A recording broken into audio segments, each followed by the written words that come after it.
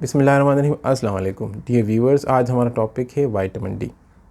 इस टॉपिक के अंदर हम डिस्कस करेंगे कि विटामिन डी है क्या, इसके कौन कौन से फ़ायदे हैं, इसकी कमी के क्या असरात होते हैं बॉडी पे, कौन कौन से ऐसे टेस्ट है जिसकी वजह से हम विटामिन डी को जिस्म में चेक कर सकते हैं और इसका आखिर में इलाज क्या होगा।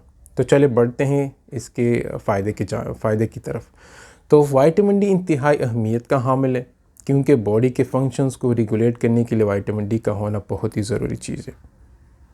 इसके कमी के असरात क्या हो सकते हैं? तो इसके कमी के असरात अगर बॉडी के अंदर कम होगा तो आपने अक्सर देखा होगा कि कुछ लोग जो है वो बार बार ये शिकायत करते हैं कि हमारे पट्टों में दर्द है, हमारे शोल्डर में दर्द हो रहा है, हमारे जो है वो बैक पे दर्द हो रहा है और इसके अलावा जो है वो पैरों में दर्द होना। और जो लोग सीढ़ों पे चढ़ते हैं तो वो लोग महसूस करते हैं कि भाई हमारे पैरों में जान नहीं है। और इसके अलावा डिप्रेशन का होना, थकावट महसूस होना, ये सारे असरात होते हैं विटामिन डी की कमी की वजह से। अब इसके टेस्ट जो है वो आराम से आप जो अपने ब्लड सैंपल को लेबॉर्ट्री में चेक करके विटामिन डी को चेक कर सकते हैं।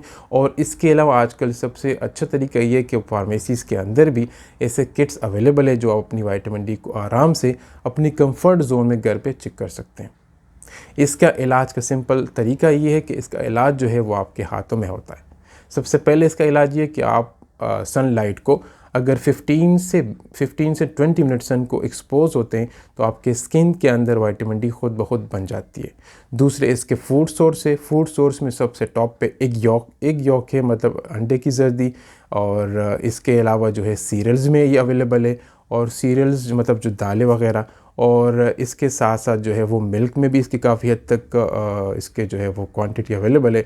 और सबसे बेस्ट सोर्स जो है वो जो वीप का जो लीवर होता है तो उसमें भी अच्छा खासा विटामिन डी अवेलेबल है। और सल्मोन फिश जो है उसमें भी विटामिन डी काफ़ी हद तक अवेलेबल है।